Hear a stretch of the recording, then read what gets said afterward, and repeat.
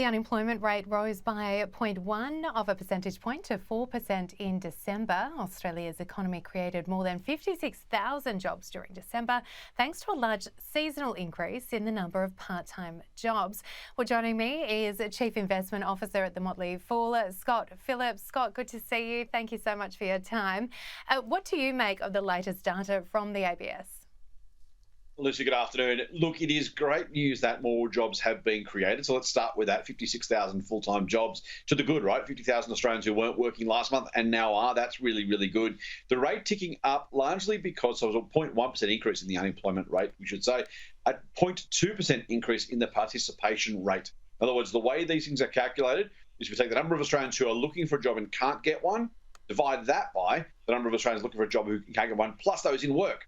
Now, if you have more people looking or more people working, it increases that lower number. Maths is a bit complicated on TV, but just trust me when I say the participation rate gained 0.2%. In that context, a 0.1% increase in the unemployment rate is probably net good news, at least from an employment perspective. Underemployment, also fell. That's really good news. Okay, no, it was bad. Sitting in the tail. The question now revolves around what the RBA will make of this news when they meet in a month or so's time. They'll be very happy that people are in work, of course, but they have mentioned before the tightness of the labour market, and that remains evident in today's numbers.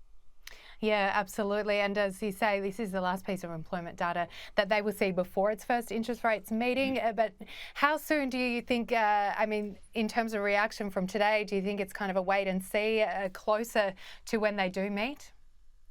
Yeah, look, I don't think there's much in this that will change their minds either way. And again, we don't really know what they're thinking and saying. We've read their notes. We've heard Michelle Bullock speak, but we don't really know how close they are or thought they would be by this time in the cycle to start cutting rates. But there's nothing really here to change their minds. If they thought the labour market was too strong, it still is. If they're not worried or not so worried about it, then there's nothing else to worry them either. The creation of jobs is a good thing. We hope to create jobs most of the time because there are more people in Australia of working age. And so you need to create more jobs, particularly when the population's growing. So those things are really positive. The flip side, as I already said, is whether they see that as too strong, too positive, too much pressure on inflation. That'll remain to be seen.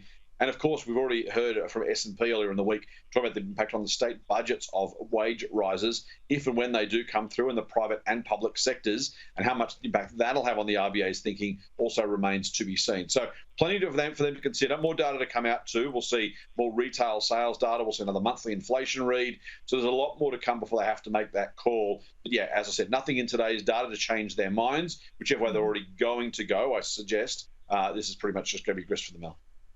Okay, and what about the Aussie dollar? How has it reacted to today's news? It's always a challenge to the dollar. It's actually been coming back the last couple of days. We had a nice rise overnight of 0.5%. So realistically, again, not much in the way of instant response to the news itself. Very much more, as we've talked about before, the impact is the US dollar strength rather than Aussie dollar weakness. Where the US dollar goes, other currencies are getting absolutely steamrolled on the way through. So it's going to be a US story, I think, for a while yet. Of course, an inauguration coming up in only a few days' time, and then what happens after that will be what the market is watching. Absolutely. Plenty to watch out for. Scott Phillips, as always, appreciate your time. Thank you. Thanks, Lucy.